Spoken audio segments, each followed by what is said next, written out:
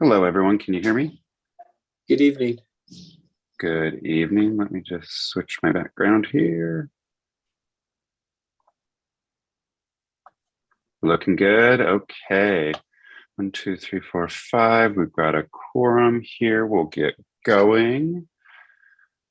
All righty. Today is Thursday, April 14th, 2022, and this is a meeting of the Rent Stabilization Commission for the City of West Hollywood. We will begin by acknowledging that the land on which we gather, currently known as the City of West Hollywood, is the occupied, unceded, seized territory of the Gabrielino Tongva and the Gabrielino Kizh peoples. Commissioner Maggio, would you like to lead us in the pledge, please? I would be happy. Thanks. I pledge allegiance to the flag, of the United States of America, and to the republic for which it stands, one nation under God, indivisible, with liberty and justice for all. Thank you very much. All right. Can we have a roll call, please? Commissioners. Here. Commissioner Kirpies has not joined us yet. Commissioner Maggio. Here. Commissioner Montemayor. Here. Commissioner Topshin. Present. Vice Chair Copeland. Here. Chair Marks.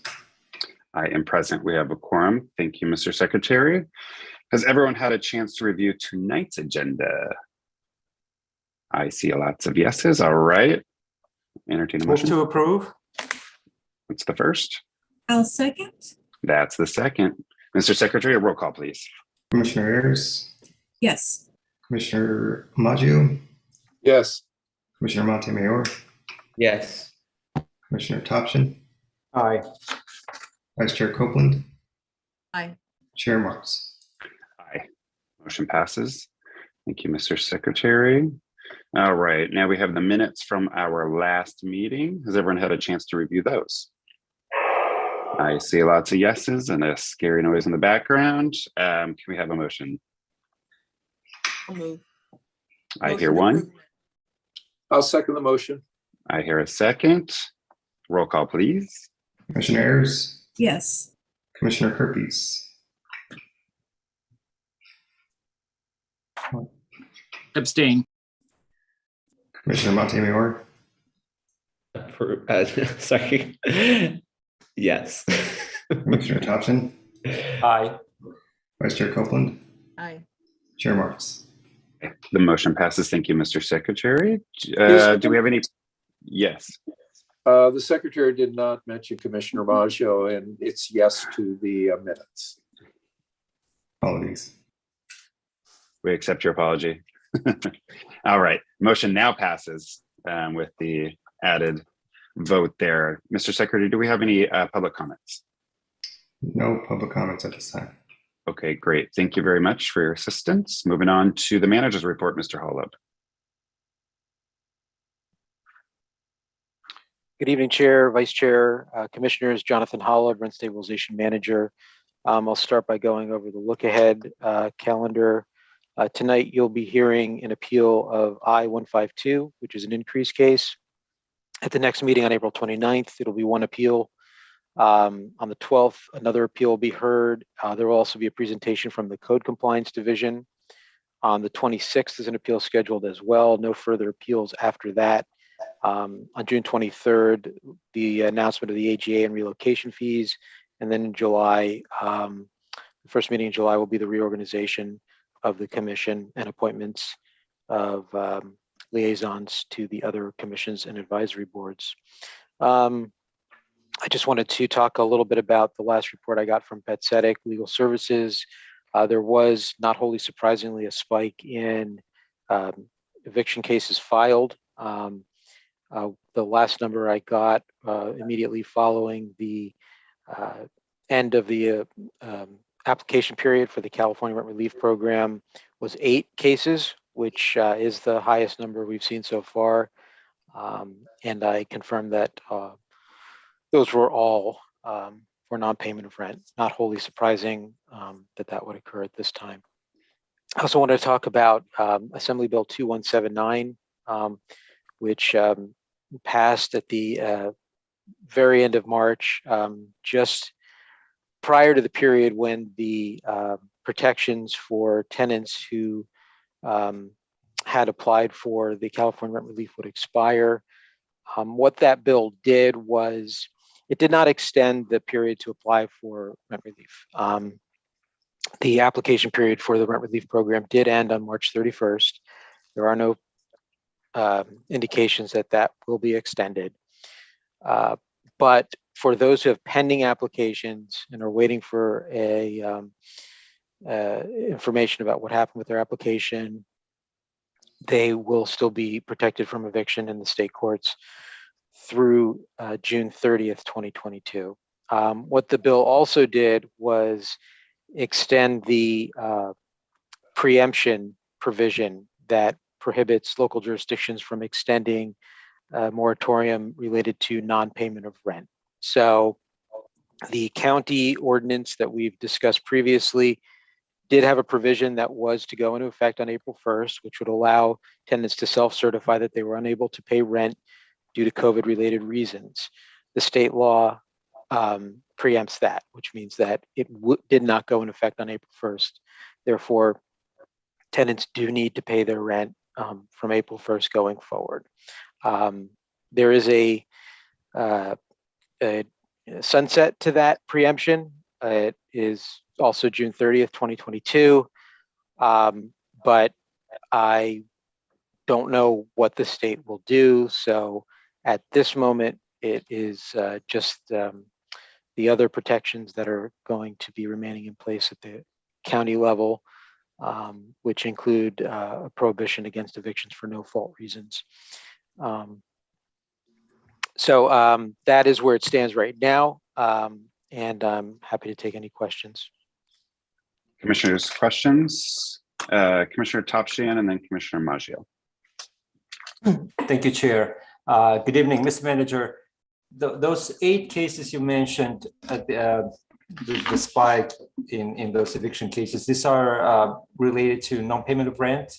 Do you know? That's correct. And does this have to do anything with this 2179? Is this for non-payment of rent for April or before? I doubt it. I don't have exact details. I'm not privy to the specifics of the cases, but Okay.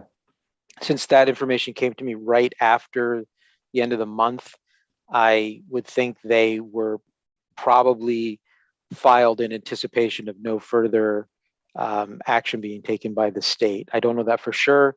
Obviously, the outcome of any of those cases won't be known for quite some time, but I would anticipate that would be the reason why there was a spike.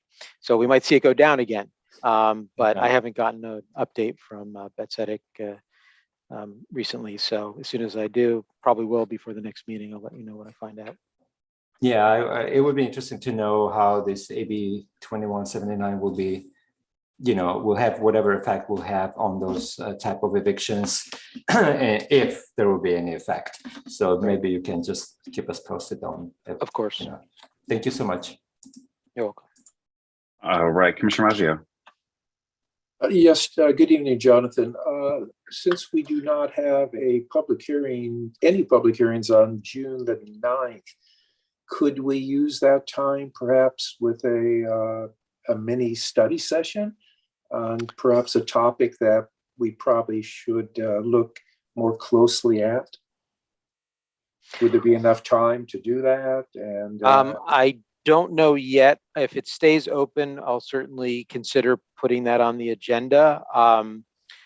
And I mean, other appeals do come in, but if that is completely open and remains open and we can keep it remaining open, then I will definitely look into agendizing it. thank you very much. You're welcome. Commissioner Kerpes. Thank you. Mr. Manager, for those who may be struggling to still pay their rent right now, what services or organizations might they contact to possibly help? I know there's a high demand right now, so I don't know if it's a guarantee by any means, but who would they reach out to? Yeah, well, I'm familiar with the city resources, and the best place to look for that is through our social services division. I can recommend that folks go to the website, weho.org, click on coronavirus at the top of the page, and under renter resources, there is information linking folks to all the available services that are there to protect tenants who are in place, and also there's also the social services page. If you give me a moment, I can get the general number for that. I'll be happy to give it out, but they can assist renters with sources that are being funded to assist with rent relief. Thank you. But I'll have that number at the end of the meeting.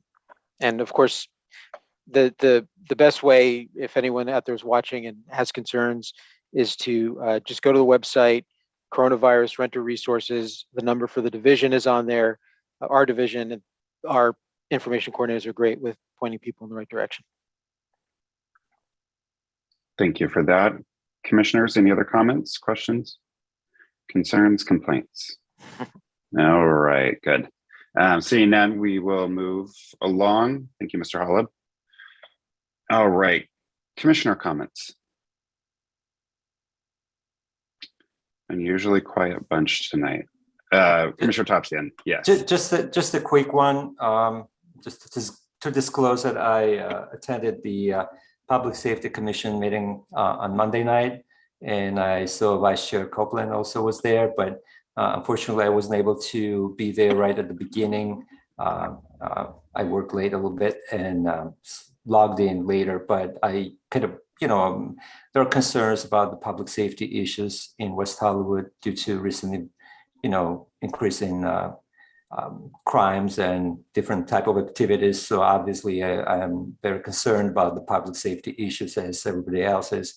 So I will probably attend public safety meetings in the future because, I'd like to know what are the things that are happening there and how the commission is helping to resolve or suggest things that would improve the public safety in West Hollywood. Thank you. Thank you for that. Commissioners, any other comments? All right, I have one. I would just like to wish a early birthday to Commissioner Maggio tomorrow. I believe you are having a spry birthday tomorrow.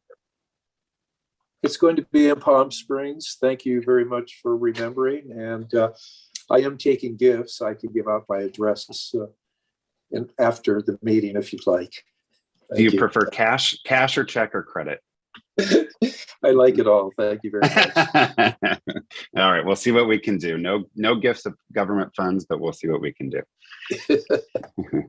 And enjoy Palm Springs. Any other questions, comments, concerns, or complaints? I see none. Okay, great. We are going to dive into our appeal. Mr. Secretary, do we have the parties present? This is, thanks, if you can admit them. This is appeal number I-152. Property address is 1021 North Edinburgh Avenue.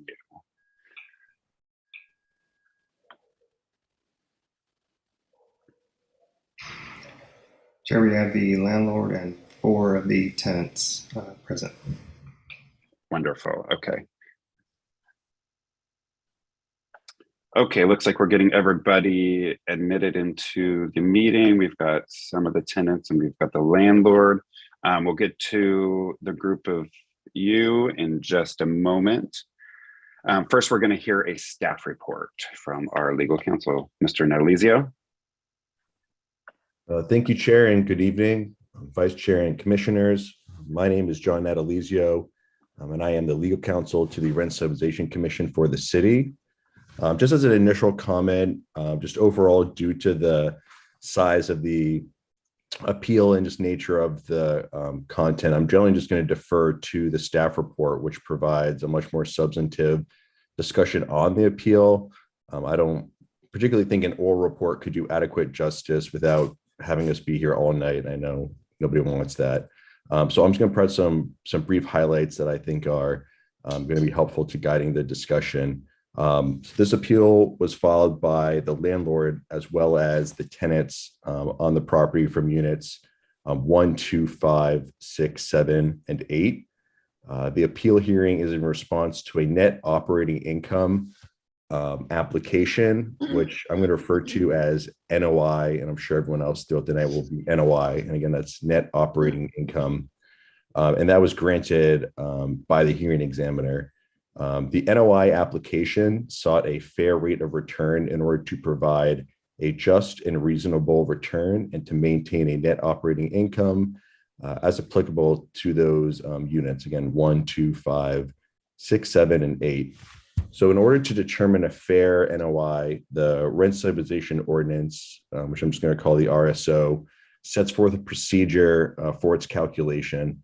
As is noted in the staff report, here's the summary procedure for determining this fair NOI. First, a base year needs to be established. Then the NOI for the base year needs to be calculated. The NOI for the application year needs to be calculated. Once that happens, then there needs to be an establishing of the fair NOI, which is an increase in the landlord's NOI equal to 60% of the percentage increase in the CPI over the base year. And then after that, that is applied to the increase to the applicable MARs. So staff believes that there's errors in these steps set forth in the decision, which ultimately requires a remand to resolve as well as obtain further information. The staff report thoroughly summarizes staff's position on the decision as well as the recommendation for remand. Therefore, staff is recommending adopting resolution RSC 22-611. You as the commission have the power to affirm, reverse, modify, or remand the appeal decision of the hearing examiner. The commission reviews the hearing examiner's decision under the substantial evidence standard, which requires the commission to make sure there is substantial evidence that reasonably supports the hearing examiner's decision, is credible and of solid value. If that evidence is found, then the decision must be upheld, even if there is also evidence that could support a different outcome. The commission does not substitute its judgment for that of the hearing examiner or reweigh the evidence. As it relates to questions of law, the commission applies an independent or de novo standard of review to the hearing examiner's conclusions of law. Thank you. Thank you very much for that. I see a couple of hands, Commissioner Maggio and then Commissioner Topshian for questions. Legal counsel, West Hollywood didn't become a city till 1984. The rent stabilization was not established till 1985. And here we have these base rents at 1983, which we are not even certain they are correct. So should we take the time to really deliberate until we are certain we have the correct base rent, even if it's taken from another year?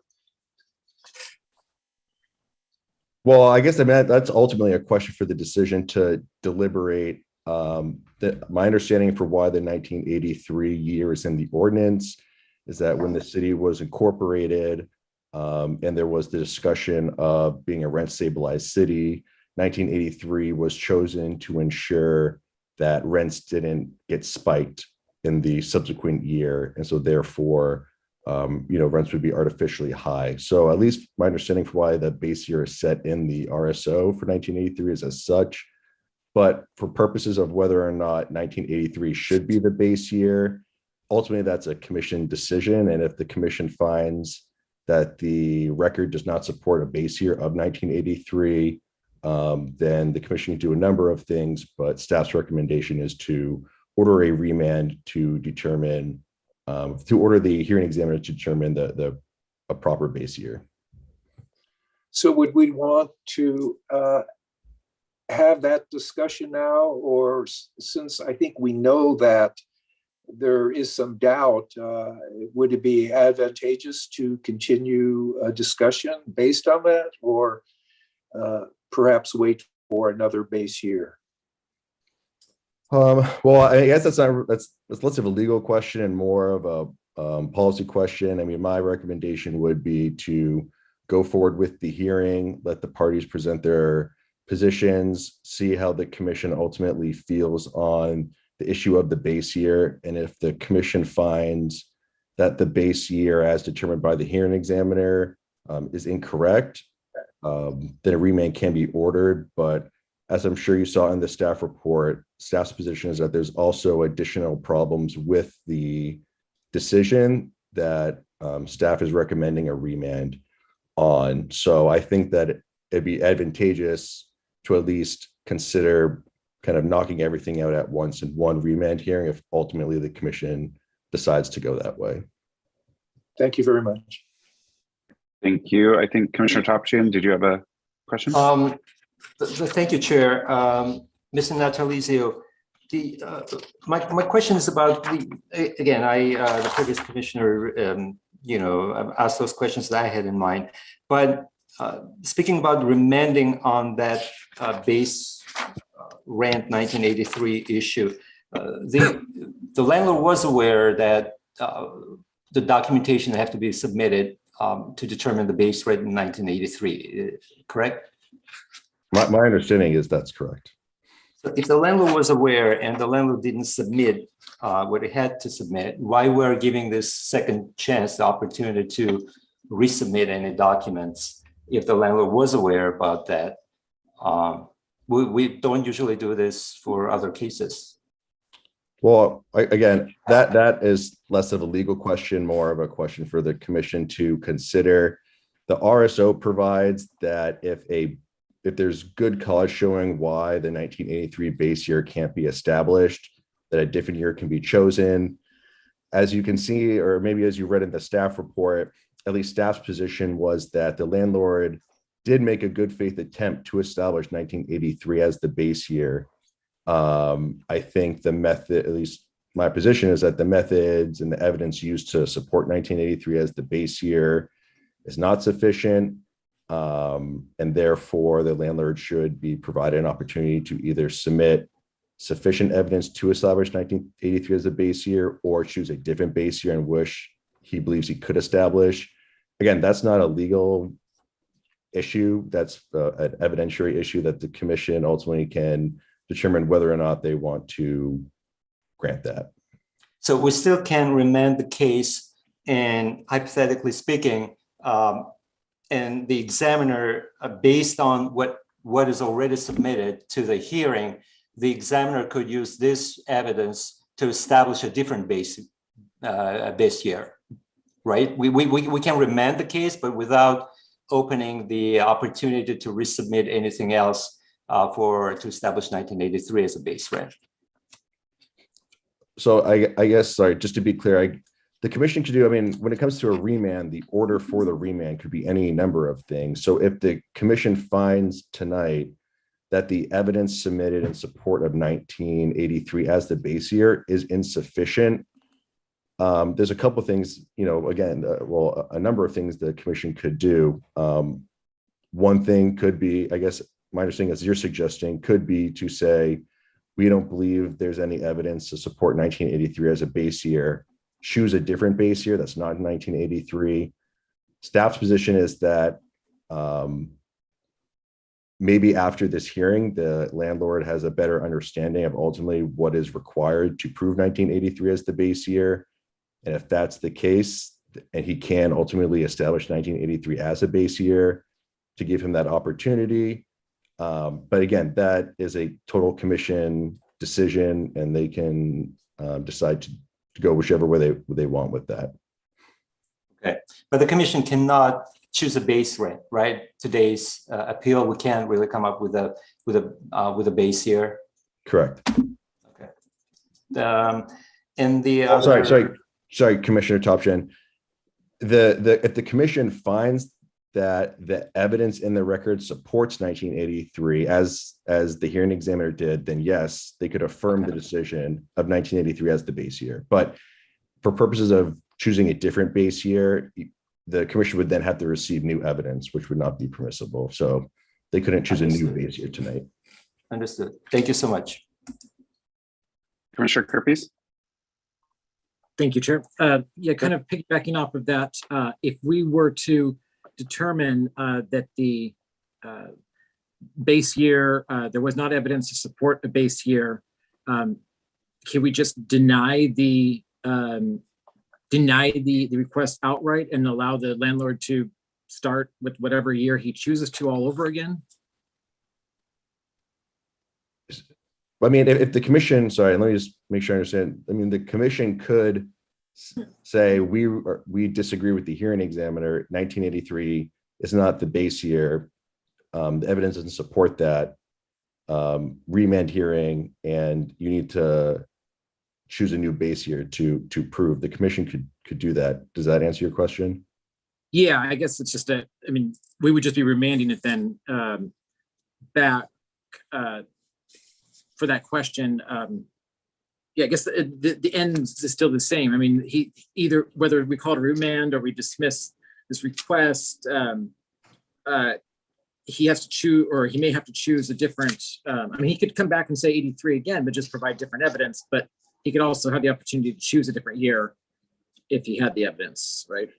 That's correct, Commissioner Kerpes. And I think, if I understand, I think if the commission was going to take an approach of, let's say, for example, like just reversing the hearing examiner and ultimately like denying the rent increase application, and then making him file like a new NOI application, I think that would just probably cause more headaches than it's worth, and a remand is probably procedurally more efficient for everybody. Okay. Commissioners, other questions? sorry, Commissioner Kerpes, you were done. Okay, great. Sorry, cut you off a little bit. I don't see any other questions. Mr. Natalizio, thank you for your assistance. All right. So tenants and landlord, it looks like we have the landlord, Mr. Megdal here, and then we have 4 of the 6 tenants present, units 1, 2, 7, and 8, and we do not have units 5 and 6. If you can nod in agreement, if that sounds basically correct. Tenants, am I correct, Mr. Megdal? Yes, okay, great.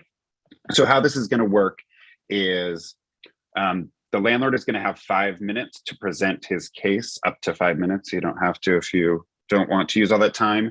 Then each of the 4 tenants present will also have 5 minutes to state their case. Again, if you don't want to repeat what someone else said, or you don't want to use your whole time, you don't have to. And then at the end, because there are so many tenants present, Mr. Megdal, you will have up to 5 minutes for response.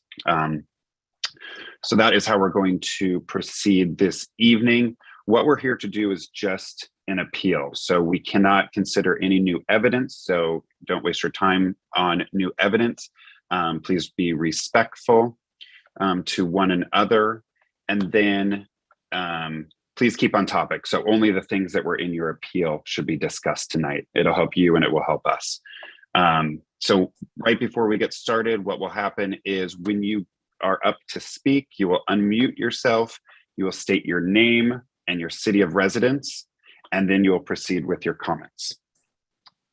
Everyone understand? All right, so Mr. Megdal, you are up first. You have up to 5 minutes to speak. Our secretary will turn on the timer, and once you unmute yourself, again, please state your name, your city of residence, and you can begin. Perfect. Thank you, Chairman. And I appreciate this forum. And I just want to be honest and open and clear. This is an unmitigated disaster for me in business, right? I purchased this property for $2.6 million, and the NOI on it for the last 2.5 years has been negative. So this is obviously painful for me. I know it's painful for all the tenants as well. It's regrettable that I have to bring this, and it's not a pleasant topic. But I will say, in my prepared remarks, I am a pro rent control advocate, and I have, long been, one in the city of West Hollywood. Actually, during law school, I donated time to Bet Sedek and fought against ruthless landlords and manipulative tactics on behalf of tenants.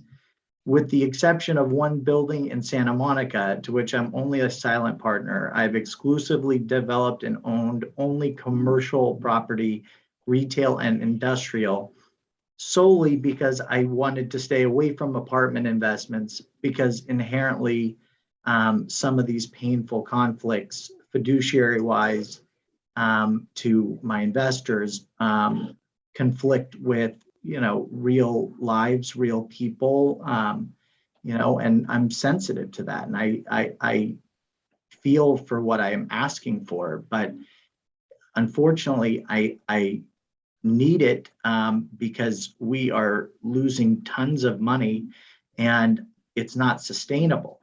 And, there's a lot of procedural, and I would say the NOI application itself, is very, the actual NOI process is a very difficult one to establish, period, because we have an owner who sold this property. They had owned it for 50 some years. So in establishing a base year, which seems to be, I think, the relevant legal question in this matter, it's impossible, right? The seller is deceased. Before even she was deceased, it was managed by a trustee that was appointed by the city because it had undergone so many code violations, and they needed to give it to some business trustee. And that business trustee ended up, spending $270,000 on the property, auctioning it off. And I won it at an auction, which was not winning really. It was really losing. But as far as establishing 1983 as the base year, there is no other year I could also, confirm if the position is I have to have every utility bill, every DWP bill, every revenue check, every rent check. It's impossible. We don't have any records. Thankfully, the law is very open-ended and allows reasonable assumptions to be determined by the committee. And as it pertains to the base year of 1983, I was able to pull the FAR records, and those records were from 1984. So we could do that with any other year as well, but might as well do 1984 because that was the first year. And that basically tells you exactly what the rent was. And the actual NOI law limits a deduction from the revenue for an NOI application to up to 3%. So we know exactly what the rents were in 1984, precisely. We know what the FAR was. We know exactly how much people were paying. And the actual law says in interpreting the actual revenue, you can only deduct 3% for vacancy or bad debt allowance. So the revenue is basically is correct. It's not possible to not be correct. But as far as Mr. Megdal, that is your 5 minutes. Oh. You will have 5 minutes at the end to summarize and wrap up. Okay. Thank you for those comments. Much appreciated. So tenants, same matter as Mr. Megdal. We're going to go through each of you. I'll have up to 5 minutes to speak and state your case. Start with your name and city of record. And one thing I didn't know earlier is once we go through this process of everyone speaking and we finish with Mr. Megdal, we will have an opportunity for commissioners to ask clarifying questions. So that will be the end, and then we'll enter deliberations. So I'm just going to start with unit number 1, Miriam Saguero. You can unmute yourself. And Mr. Megdal, if you could go on mute, please, that would be wonderful. no problem. Thanks. Miriam, are you there? You have to unmute yourself. Mr. Secretary, what's the button for the phone callers to? It's *6. *6. Okay, we are going to skip and come back to Miriam at the end if she would like to speak. We're going to go to number 2, Ulf Anderson. Can unmute yourself, name, city of residence, and once you say that, you'll have 5 minutes to speak. Ulf Anderson, City of West Hollywood. In response to Taylor Megdal's Oscars performance here, nobody forced him to buy this building, first of all, and the cost that he's claiming that it's so expensive is on his units that are vacant since he bought the building, which he could have raised an enormous amount of money to help him in his bad financial situation. And that's really all I have to say for now. Okay, great. Thank you, Mr. Anderson. You can go back on mute. And we don't have units 5 and 6 here, so we are up to Terry Bolo in number 7. You can unmute, name, city of residence, and then your 5 minutes will start.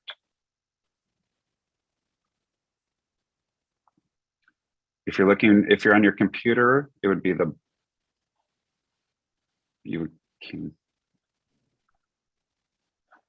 Okay. There you go. Sorry. I've lived in the building for 40 years. And in that time, I've had 2 landlords. And Oh, Miss Bolo, if Miss Bolo, sorry to interrupt. Is everyone else having difficulty hearing, fellow commissioners? Okay. No required upkeep has Miss been Bolo, done. Miss Bolo, can you hear me? Miss Bolo, sorry to interrupt. Is everyone else having difficulty hearing? Yes. It's impossible to hear any of these people, Chair. Yep, understood. Ms. Bolo, we are having some technical difficulties on your end. We cannot. Yes. Okay, you're back on mute. Yes. We're having a lot of feedback from you. So, Mr. Secretary, would it be It's impossible to hear any of you. would it be possible to have Ms. Bolo call in? Yes. Okay. While she's out of the room, we're going to move on to Lorraine Popielarski. I apologize for butchering your name. No worries. All righty. So if you can state your name, your city of residence, your 5 minutes will start, and then we'll go back to the 2 tenants that we skipped over. Okay. Hi, my name is Lorraine Popielarski, and I live in West Hollywood. A few things that I wanted to say was, first of all, the requirements for even filing this appeal, according to the city, was that we all needed to be served before the appeal was actually filed. Taylor did not do that. He put the appeal under our doors at 6 o'clock after the deadline. So I just wanted to make a note of that if you want to follow rules. Secondly, he admitted that he wanted to stay away from purchasing apartments, so I really don't understand why he purchased this building. In the initial hearing, he claimed he had no idea what everyone was paying for rent. When the city contractors redid this building, and they had the real estate come, and that was the main selling point of this building. Everyone's rent was exposed. Everyone knew what everyone was paying. They also had operating expenses on there. You can do a simple Google search on this property and you will find that information in one click. So I would like to question that testimony that was original in the original hearing. He also admits that it's impossible to establish a base year. He said that, I would think that if you're buying a building, it's as is. I don't understand how you can pull previous records if you have none to try to establish something that you can't, because he didn't know the other owner. He didn't know our previous landlord. He had no idea what shape this building was in. I mean, it was brought up to code by the city. So, he purchased a building knowing there were residents here under rent control. And yeah, he doesn't have any information for any years to confirm. So I don't even know where he would get that. My biggest problem was in the initial hearing, I asked for actual evidence. He's had 2 vacant units down below that have been brought up to code. And instead of, renting those out at full market value, he's let them sit and not be rented. He claims he had someone in there, but we have 3 witnesses that heard he wasn't paying rent, and he was a friend of the apartment manager. And instead of, this was also in our appeal because it's all about, I guess, his expenses are outweighing. He chose to install washer dryer units and brand new appliances for the 2 units downstairs that he is not renting out. And there's excuse after excuse, and the writing is on the wall with this. It's a developer that was hoping to, evict everyone that lives here, and found out it's a little harder than, he hoped. So just grasping for straws at this point, and it's put us through a lot of stress. It's been a very tough thing, and I hope the city actually sees this. That's all I have to say. Thank you. Thank you for your comments. All right. We're going to go back to, let's see, Miriam, if you want to press *6, you don't have to speak. So certainly fine if you don't want to, if you just want to listen. But if you do, please hit *6 on your phone. Give you a couple seconds, and then if not, we'll go to Miss Bolo. Miss Bolo, can you shake your head if you have your phone available? Okay, great. We'll get you the dial-in number in just a second. Okay, Mr. Secretary, can you provide us that call-in information for Miss Bolo? Yes, it's 888-475-4499. And the meeting ID is the same. Also, Chair, it looks like Miriam Salguero is unmuted. Okay, great. Miriam, are you here with us? Yes. Okay, 1 second. Alrighty, so please state your name for the record and your city of residence, and then you'll have up to 5 minutes to state your case. Okay, my name is Miriam Salguero. I live in 1021 North Edinburgh, West Hollywood. I just to say that I don't know who's right that my husband was a manager property. He never was manager property. He just was working with the Stephen Jiving in his antique store, and he just told him, "Can you help me with some your house?" He was help him, but he wasn't a property manager. That's a big difference, And that's why I say this can change, that's increase of the rent, because that's the big difference. That's what I said. And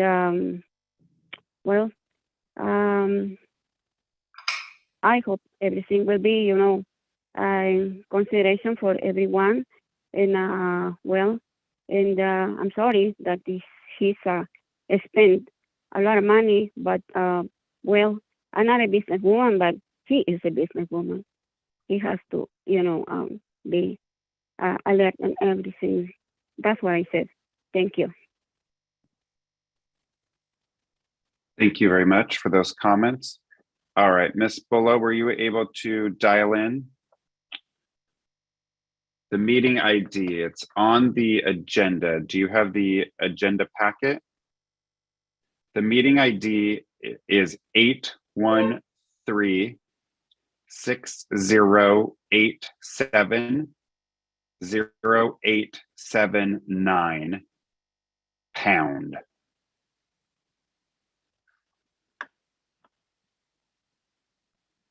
All right, I see Andres Santaniello who's joined us from unit number 6. Looks like you just joined us. You have 5 minutes if you would like to speak. So if you want to unmute yourself, let us know if you'd like to speak. Hello. Hello, yeah. Okay, great. If you could state your name, your city of residence, then you'll have 5 minutes. Okay. My name is Andres Santaniello. I live in 1021 North Edinburgh Avenue and apartment 6. I have been here since 2015, and I'm gonna agree with Lorraine and Terry and Ulf.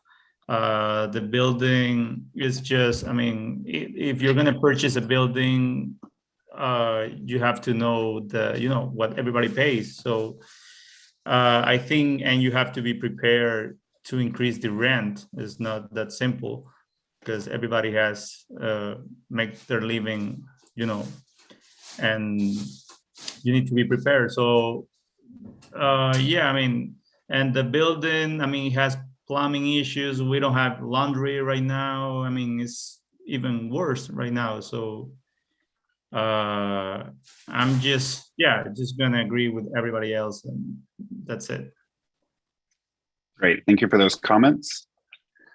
All right, Ms. Bolo, were you able to get through? Mr. Secretary, do you have her on the line? We do. Ms. Ball, if you could press *6 to unmute yourself. *6 on your phone, please. Hello, can you hear me? Yes, we can hear you. Okay. All right, so as I started to say,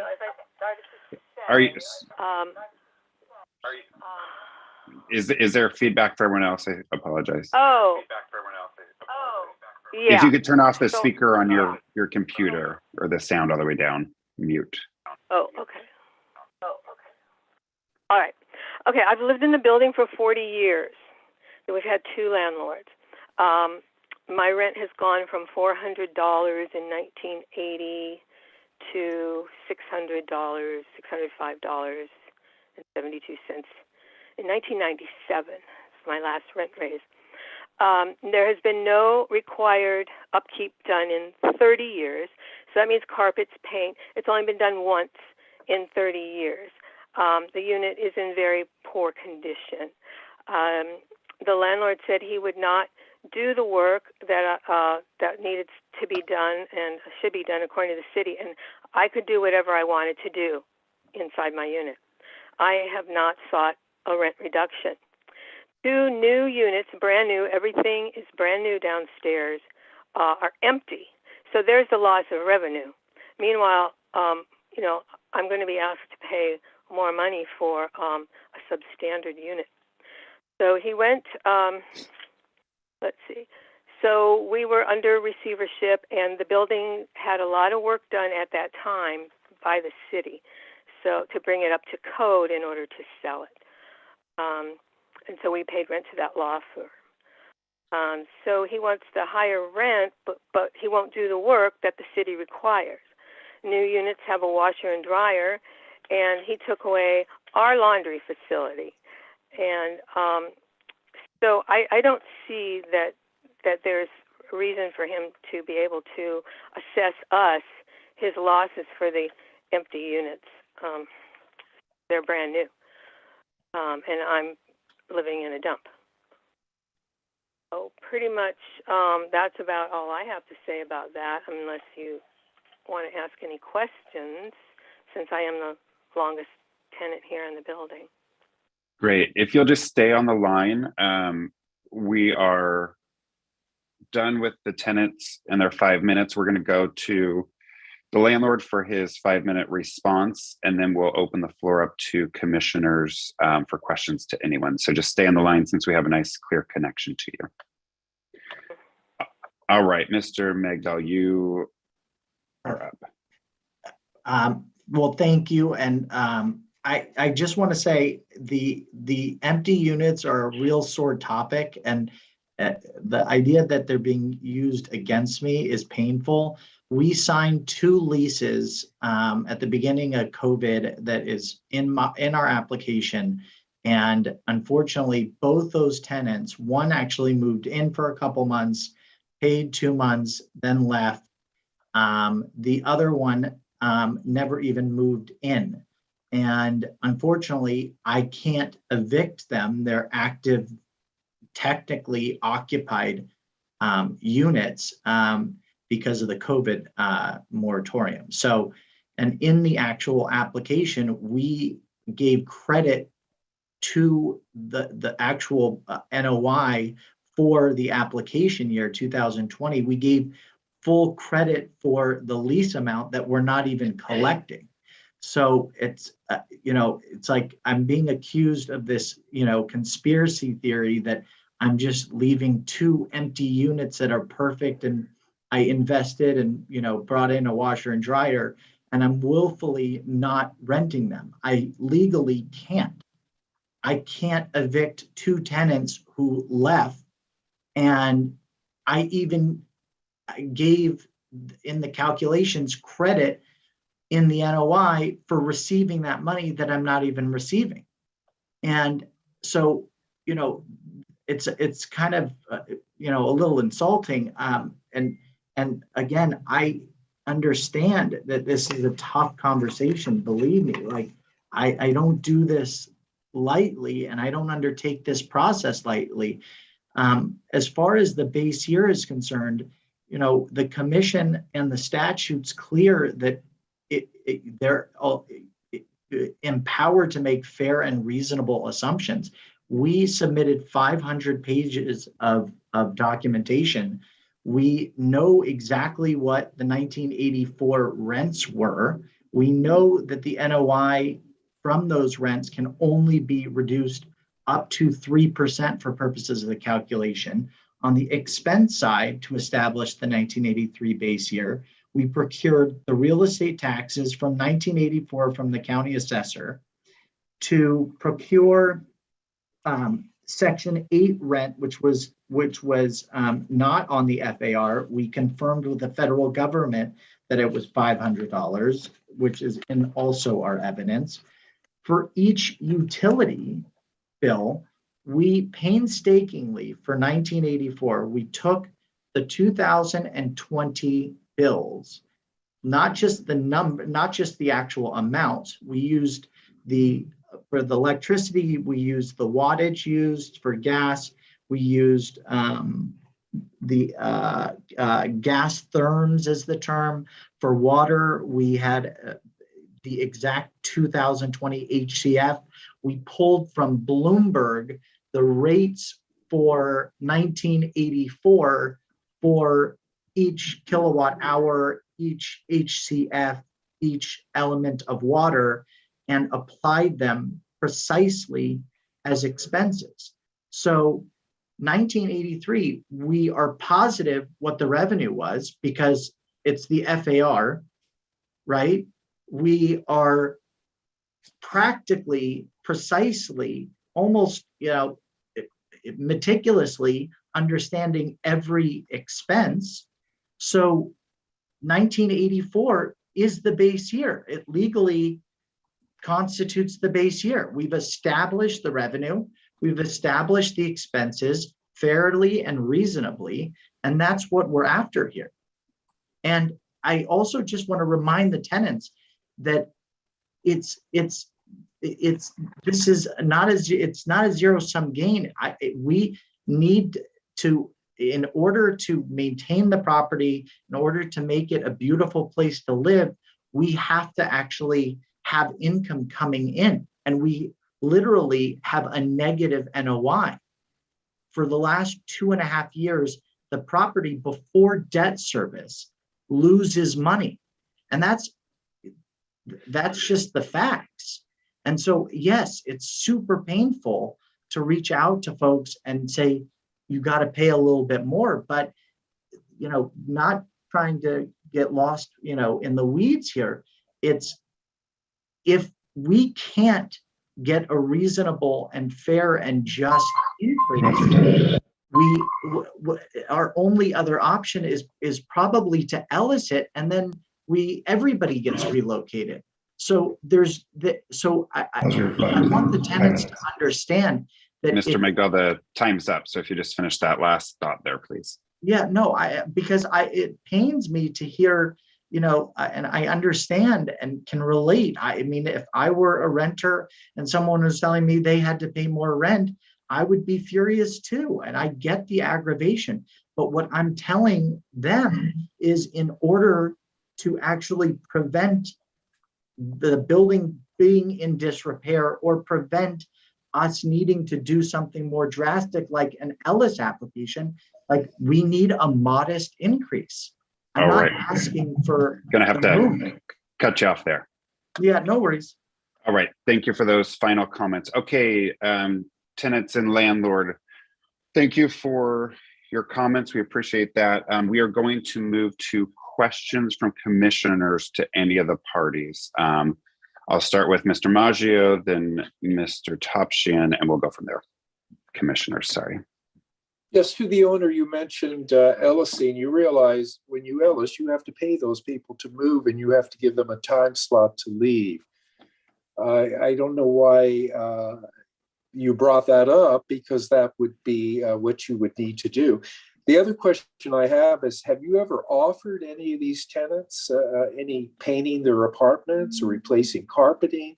What have you done to help them to improve their living situation?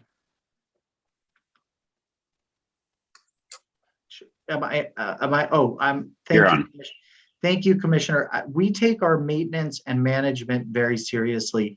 We we got a correction notice for some very small minor things, like one of the vents on the side of the building need to be replaced. There was also a window that needed to be replaced. We did it. I think what Terry's referring to is on her unit, there is some of the paint is scraped off. And we actually had a team there to do it. And she refused to let us in and said we were irresponsible not providing notice, which was my error, right? I should have said we're going to be there tomorrow, or could be there next week, but we happened to have been there that day, and it was 4:30. She was on her couch. We were ready to do the work. So as far as maintenance and management, we're on top of our game, even though we're losing a lot of money. Are you aware of the requirement of painting an apartment every 4 years? Are you aware of that? Hold on. We're not going to go down this road tonight. These are outside the scope of the appeal. So if we can stick to questions about what's in the appellate record, I know that, people have emotions on this topic, but if we start talking about things outside the appeal, we're going to be here all evening. So if we can stick to the issues we have present in the appeal, that would be best in moving this along. Commissioner Maggio, do you have questions on the appeal portion of this? I've already asked my question. Thank you. Okay, thank you very much. Commissioner Topshian? Thank you, Chair. To the landlord, Mr. McDowell, you just stated that you submitted about 500 pages of documents that would establish the base year 1984. Did I understand correctly? 500 total pages, Commissioner, not 500 just specifically establishing the base year. Okay, so you believe that the documents submitted, they were sufficient to establish base year 1984, is that correct?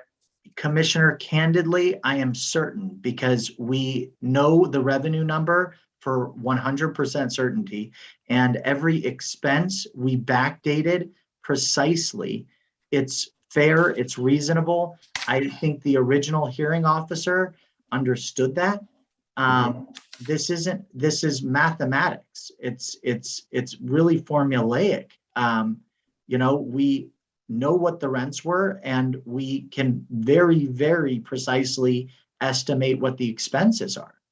Thank you. So, thank you. You answered the question. Okay. Thank you, sir. Appreciate it. And to Chair, if I may, yes. Next question is to the tenant, Miss. Sorry if I'm butchering your last name. Popularski.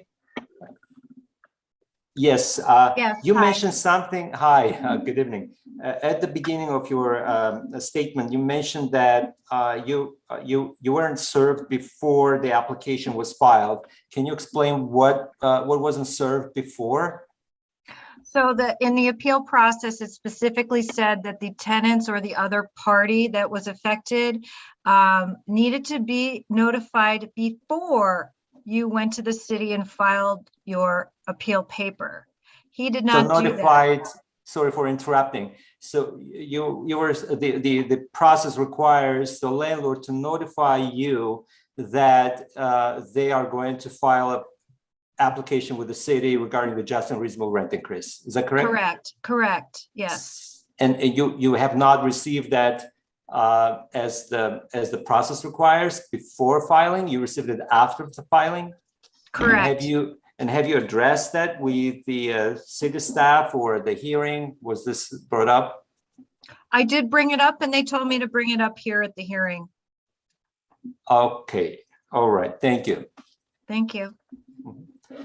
Chair, these are the questions at this time. Thank you. Okay, you're welcome. Commissioner Ayers? Yes, if I may, I'd like to ask a question of the tenant, Mr. Centaniello, sorry. You mentioned that services have decreased since you moved in, I think you said 2015? Yes. What services did you have in 2015 that you do not have now? I mean, since I moved, I always had issues with the plumbing. I mean, the water, also the plumbing fixtures were like not working like really well. And I mean, the only improvement that the new owner did, it was only the smoke detectors. That's the only thing. Nothing else. Thank you. And Ms. Bolo, I'd like to ask the same question of you since you also mentioned that. What services did you have, I'll say, before the current landlord took ownership and that you do not have now?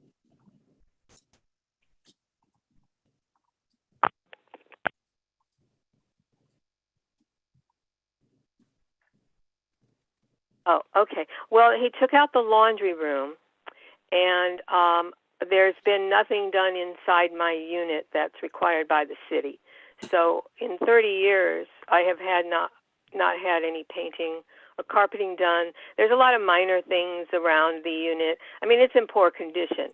You know, there's a lot of small things that need to be done, but as far as services that we had before, it would be the laundry room, and then just regular maintenance and upkeep of the unit hasn't been taken care of. Thank you, Ms. Bolo. Could somebody clarify and perhaps Mr. Meddal, sorry. Close enough. I've been called worse. If you know when the receivership was in place, what years? Yes.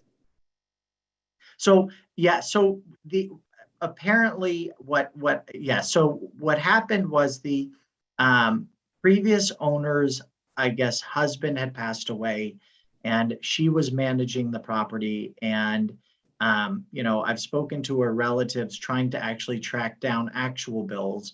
And what I've deduced was she was a fabulous, wonderful lady, but not real estate savvy. And that's, I think, why we're in this predicament. I mean, there's no leases. These were all oral leases.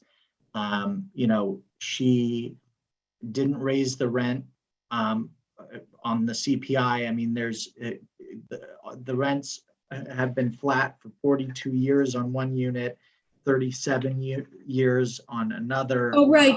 But the question is, when did it go into receivership? Oh, so, oh yeah. So I think it went into receivership in 2018, and then the receiver, yes. And then the receiver completed work to the tune of $270,000 in 2018, 2019. And then when I bought the property at auction, the escrow paid the $270,000 to the trustee. So I effectively paid for, even though I didn't cut. Okay, thank you for answering the question. Thank you. Sure. That's it for me. Thank you very much. Vice Chair Copeland. Thank you, Chair. Yeah, I had a couple of questions for Mr. Megdal, please. With regard to these units that are vacant, number 3 and number 4. Yes. I guess number 4 was rented out February the 1st, so that was about a month and a half before COVID, and that was for $1,600 and a 5% late fee. And then number 3 was rented out May the 1st, so it was about 6 weeks after the COVID shutdown, March 15th. And that Yes. one was for 1,300 with 0% late fee on that lease. I understand one of them, number 3, never moved in to occupy Correct. the property, and then number 4 was there just for a few months. Correct. Was there any attempt to contact the tenants that either abandoned them or never moved in to confirm they had no plans to return? And the second part of that question is, did either you or any of the landlords ever apply for the Housing is Key relief program that would make landlords good for any COVID-related rent that was missed by the tenants? That second question, I am not certain. So I think Lorraine had applied for some assistance that. No, I mean for those 2 units that you were not, number 3 and number 4. Yeah, that for number they were 3. still being charged rent, but you said they were not paying rent. Did you ever apply through Housing is Key for landlord relief due to COVID? No, so we have not applied for that, but the answer to the first question is I've been trying to track these people down for the last year and a half, every which way, not to bog the commission down in too much drama. One of the tenants that we leased it to was an employee's, I think, ex-boyfriend. And so when he moved out, there's so much animosity between them. He refuses to sign anything. And he has, I'm mired in that situation, unfortunately. I know there was testimony at the first hearing about, them hearing my assistant, in a heated argument with him. So that unfortunately explains that scenario. So that was unit number 4. Yes, it was the one that was occupied for 2 months. Exactly. But And number so, 3, they just never moved in at all. So never moved. Their never belongings moved, aren't there. There's no furniture there. The unit is just vacant.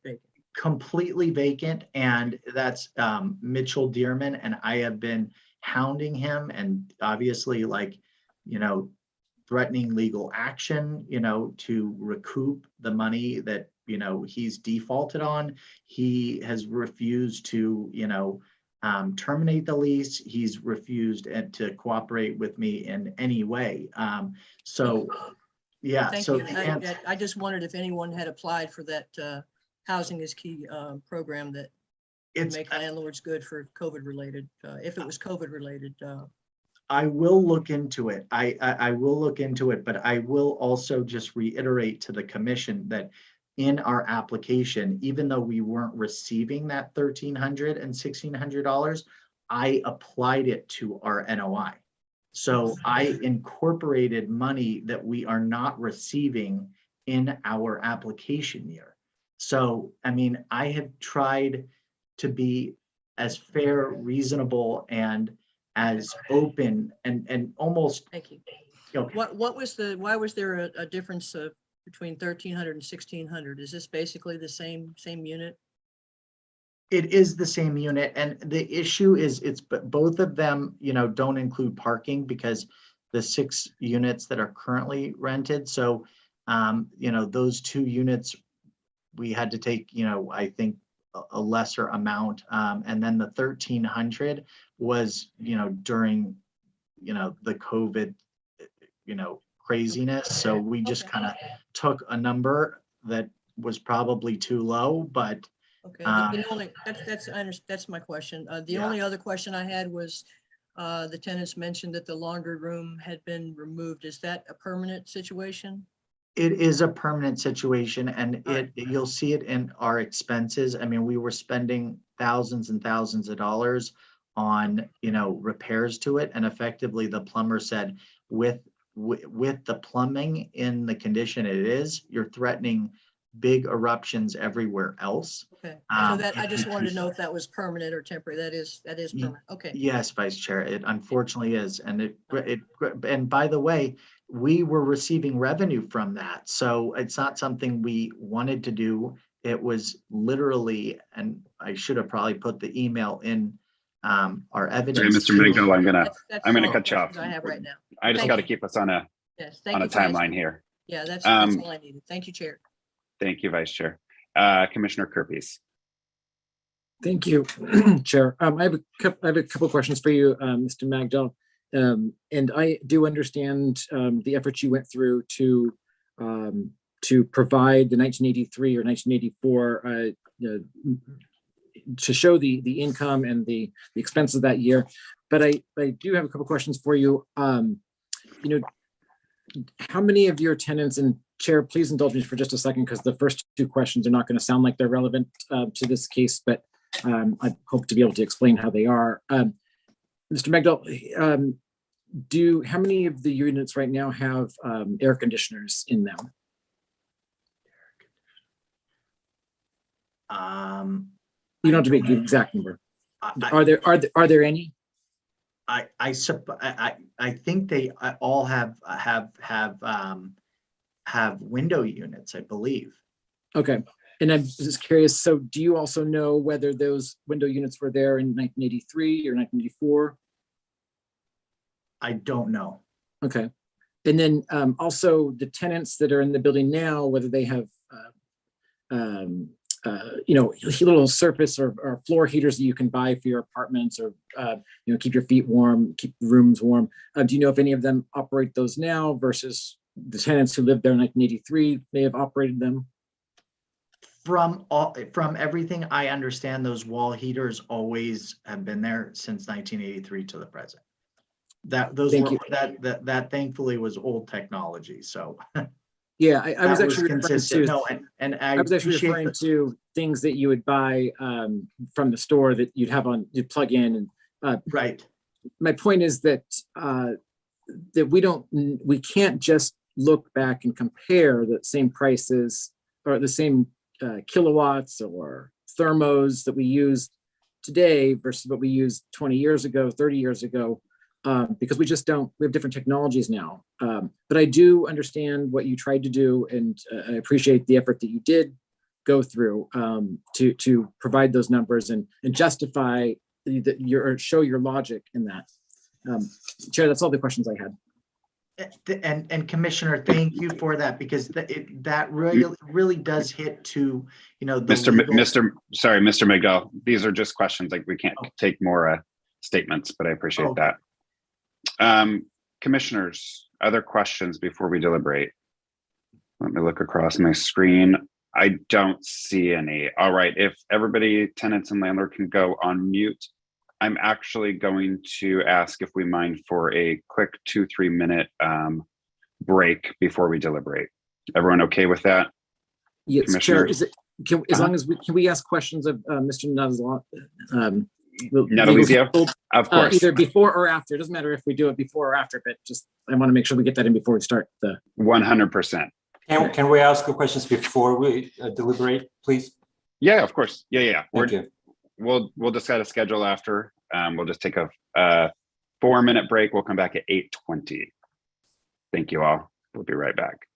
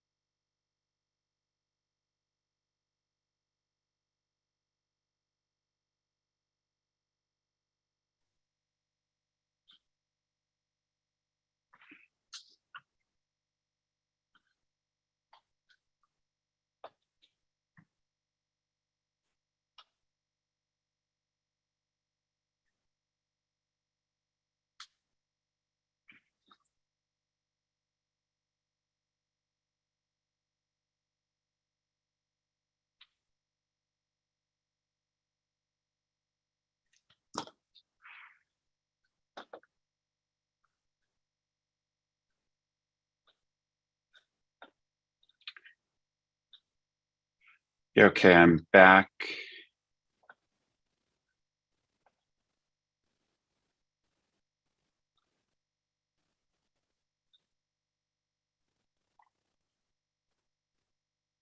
Mr. Secretary, I can't turn my camera on because it says the host has stopped it. Start my video. There we go. Here we are, ready to rock and roll. It looks like, let me see. Commissioner Kirby's got a bite to eat. Okay, we are back. Okay, we're gonna come back from our short recess. Thank you for allowing us that time. Sounds like we would like to start with some questions to Mr. Natalizio. So Commissioner Kirby's and then Commissioner Topshian, and then whoever else.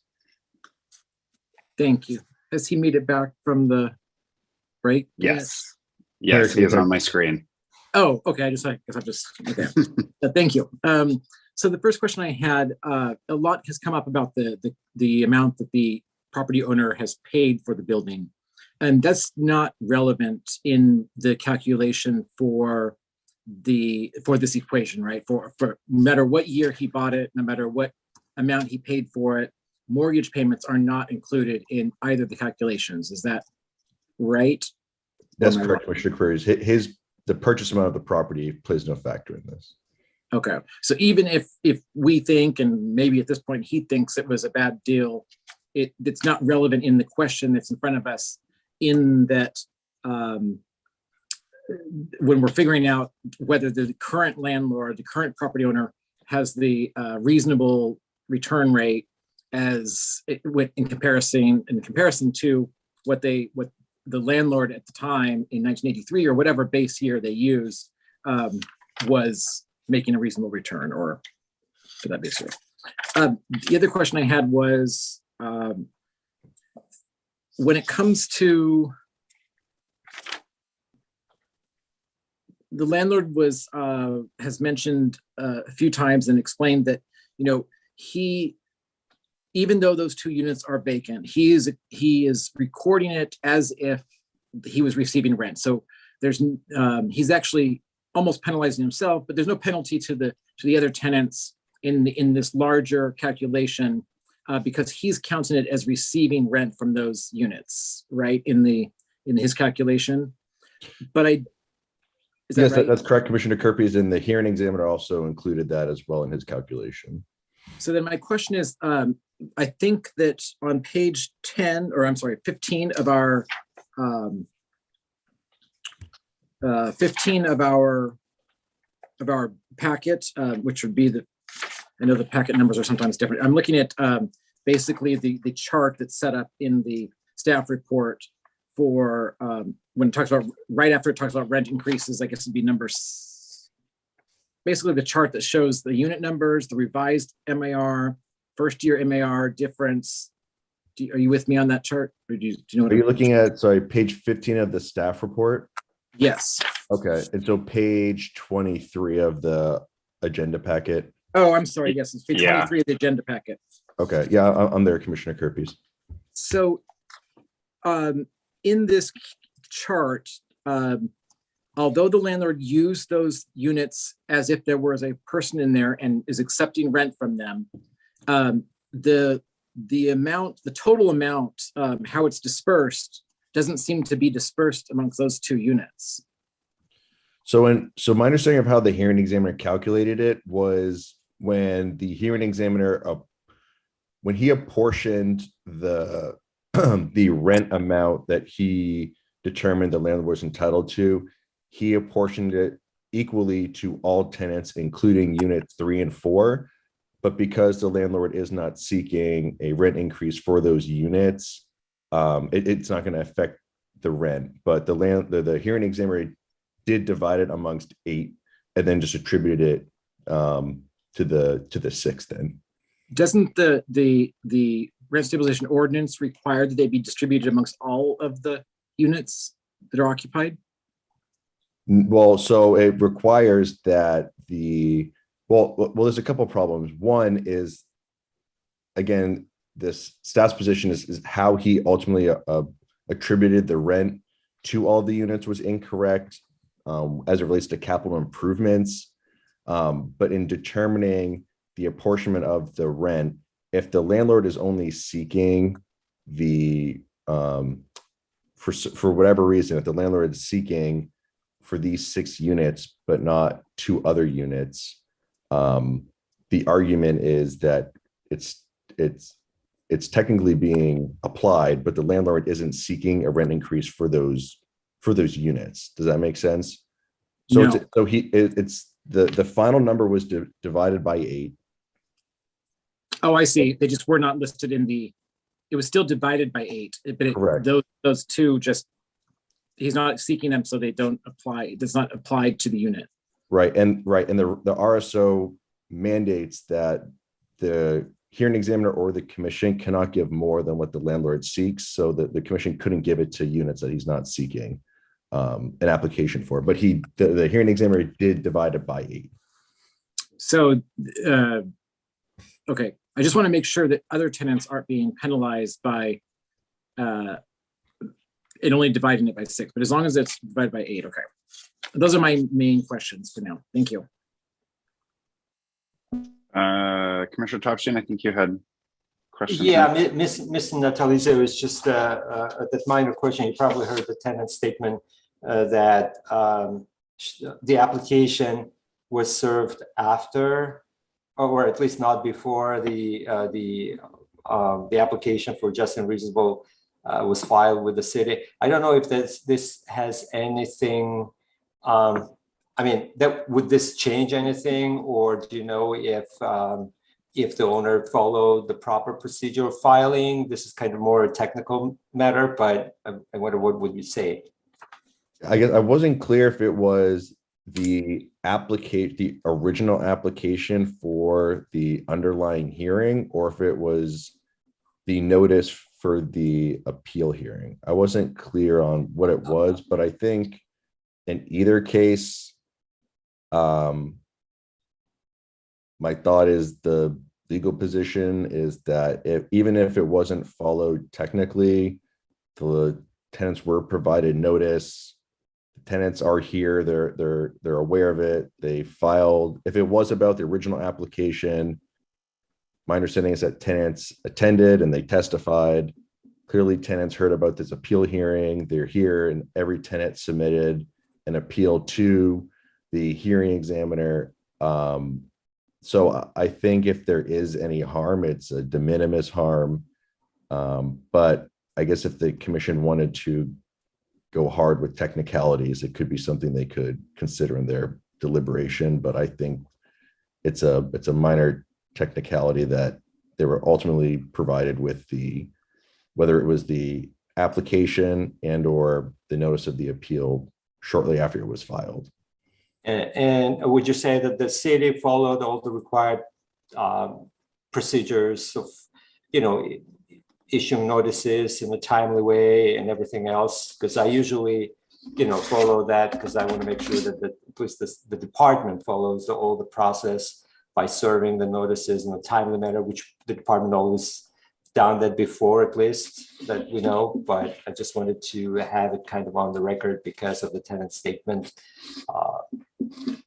That's correct, Commissioner Chopin. From the point of the city has complied with its obligations under the RSO, particularly related to notice. And there were some issues with the notification at the beginning, earlier at the process. The department probably would have caught that and addressed it somehow. Is that correct? Is it correct to say? Yeah, I think that's correct, Commissioner Topshin. I don't know the circumstances specifically here, and I don't want to, I guess, give a general hypothetical yes, but my thought would be the city would make sure that the code and the procedures are complied with if they were aware of it. Okay, thank you. I just wanted to bring this up since the tenant mentioned it. Thank you, sir. Thank you, Mr. Chair. You're very welcome.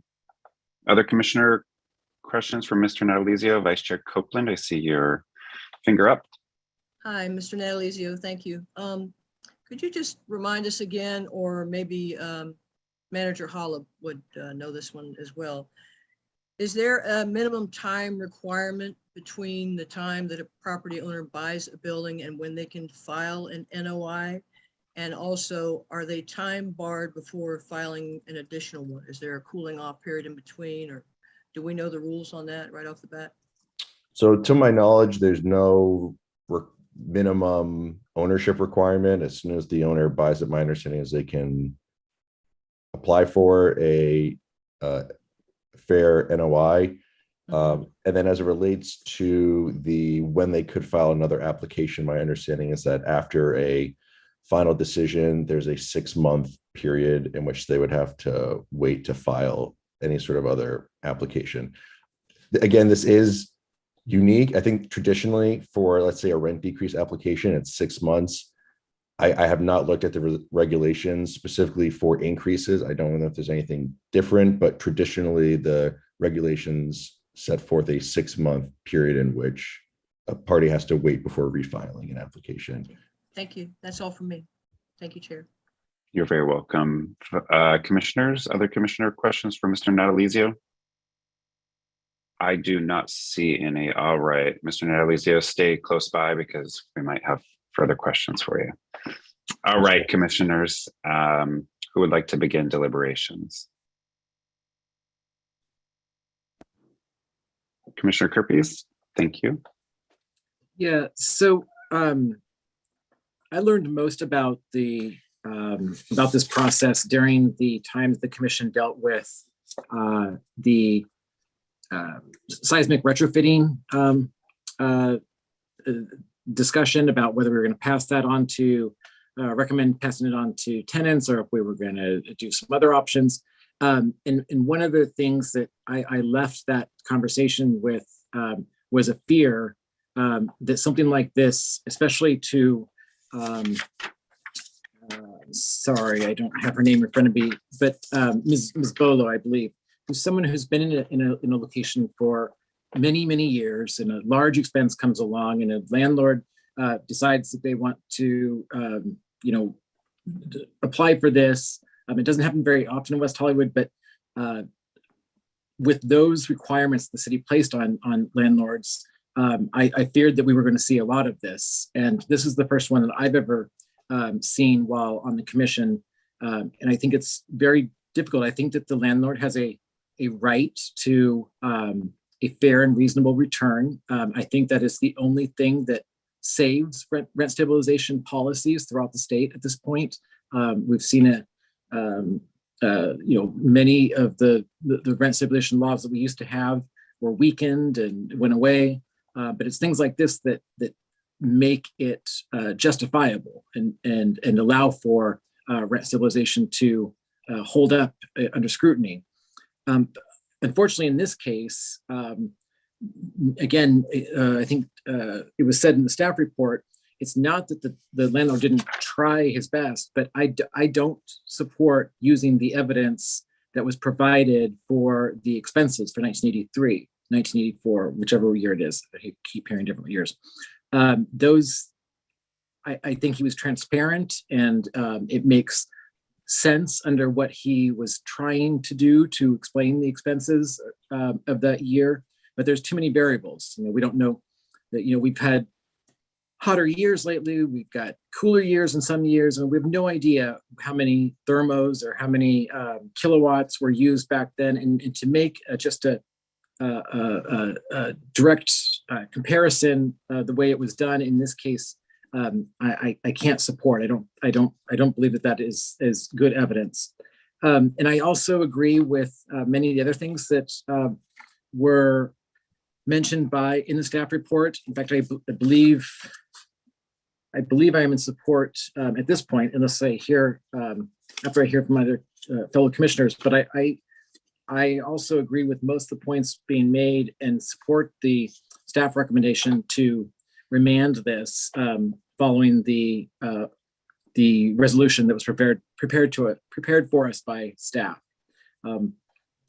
I do think that, and I would like to just kind of give all the tenants a heads up that, this does sound like a building that whether the landlord uses 1983 or 1995, whatever year the base year is, it sounds like this building is one of those buildings that you are going to see a increase in your rents. I don't know how much, that'll all be determined through a hearing, but I do want you to prepare for that. And that's not a bad thing against any landlord. Sounds like this building does have a lot of repairs to get done, and there's other ways and hearings that you can apply for or go through to have those services reinstated or a reduction in your rents. And I would suggest that if any of you feel that you do have a reduction in service, that you go through the process and have a hearing so that those are taken care of. But in this case, those are my comments for this case. Thank you. Thank you, Commissioner Kirby. Commissioner Topshian. Thank you, Chair. First, I'd like to thank Mr. Natalizio and for this really detailed and once again a really a great report and staff analysis that really helped us a lot to understand the every aspect of this issue before us. So what I want to say is that, but it is clear that the RSO, the intent and the purpose of the RSO is to protect the tenants from unjust evictions and rent increases, while the landlords have the right to have a fair return on their investment through lawful rent increases. And the just and reasonable rent increase is part of this process. It's part of the ordinance.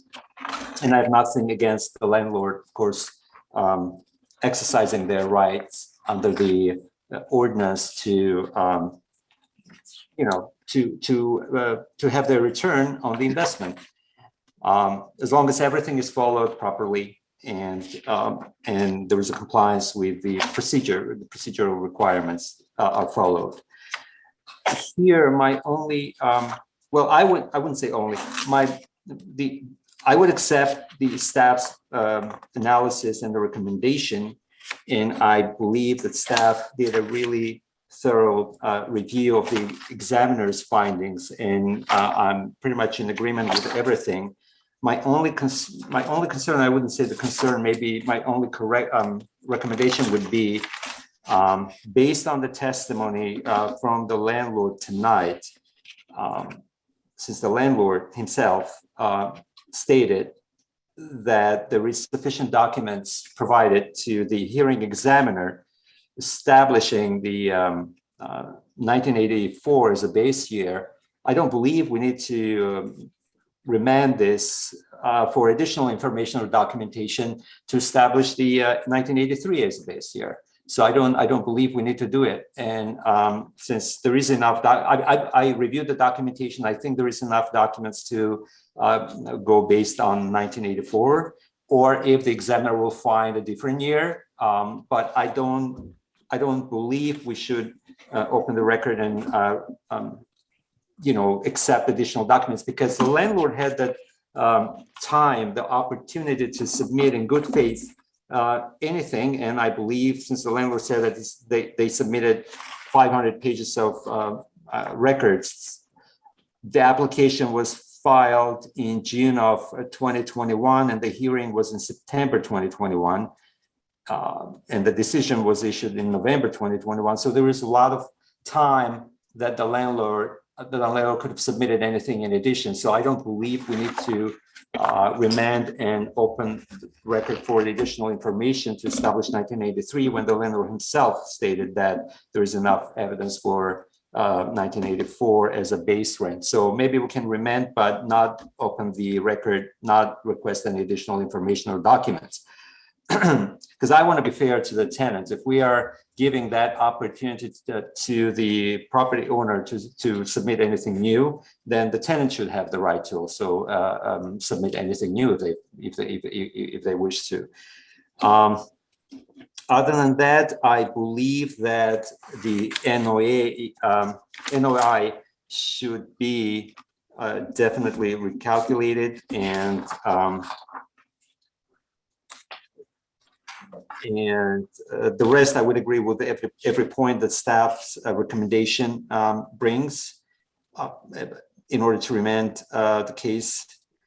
And the other thing is I wanted to mention, yes, although Commissioner Kirkus asked that question and the legal counsel explained, for just and reasonable applications, the mortgage will not be considered for the net operating income establishment. So that is that's kind of another statement, which is important to understand everyone for everyone to understand. So with that said, I would agree with everything, but if the commissioners would support my recommendation to remove that part when it says to remand for additional information or documents to establish 1983 as the base rent, which is number 1 in the staff recommendation. Thank you, Chair. You're welcome. Commissioner Ayers. I agree with Commissioner Chopchain's assessment of this. I too agree that that they shouldn't, the landlord shouldn't be held to 1983 as the base year if 1984 provides more thorough documentation to establish 1984 as the base year. I think that it should be allowed to proceed. And I also agree that the hearing examiner's decision should be remanded. And that's it. Thank you. You're very welcome. Thank you. Fellow commissioners, who else has comments? Commissioner Kirkus. Sorry, I just have a question about the things that were last said by my last 2 fellow commissioners. Can someone, so I'm not understanding, I don't think, we remand it back and, whichever year, 83, 84, but then not open the record? Is that what you're suggesting? I don't understand what the purpose of that would be. I think I can clarify the differences. Is your position is we need to remand and that there is not substantial evidence in the record to find that the base year is 1983 with that evidence provided. Basically, 83 is fine, but we don't have enough.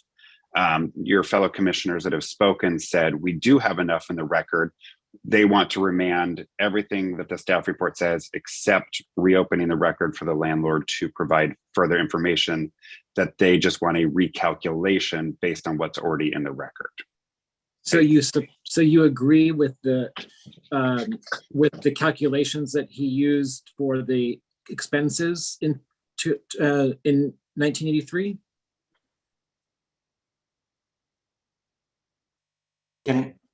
Can I respond? Go ahead. I believe that's a question. That's a question. Yeah. Oh, that's a question. Okay. Yeah, that was really a question. Yeah. I didn't get it. Commissioner Topshin, that's a question for you. Okay. Well, what I believe is based on the staff analysis, is that the examiner's calculation, the examiner applied some of the expenses, some of the records submitted from the recent years to the 1983 year to do the calculations, and which is inaccurate. So if there is no record from 1983, then the examiner should just use the documents to do the calculation record for the year that the examiner has before him or her. So the 1983 would be irrelevant at that point. If you have documents from 2014, so the base year should be 2019. So you don't use 2019 record and apply to 1983. So that's what I believe what happened in this case. And since staff recommended because of that reason, because the examiner used 1983 and the ordinance says to use 1983, so the staff believes that they need to allow to open the record to submit additional information. I'm saying is that we don't need to do that, because since I believe the ordinance allows to go based on the year, whatever the documents have, I think there is enough documentation to establish a different year, maybe not 1984, maybe a different year. It's up to the examiner to determine. but I don't want to open the record for additional information from 1983 to be submitted. So that's what that for many reasons. That's my concern. I think I agree with you then. I mean, I agree that we should not set the year. The evidence should set the year. But Correct. I don't want to tell the landlord what year he has to choose. Like he gets Correct, to choose correct. what year he chooses to defend and argue. Okay, I think we're on the same page. Correct. The way that I mentioned, because the landlord was very specific about the year 1984, and I just said that since the landlord testified himself 1984, he had submitted sufficient documents. But I don't suggest that 1984 should be the base year. It's up to the examiner to determine. It was just my statement of what the landlord stated in his testimony. Thank you. Mr. Natalizio has a hand up.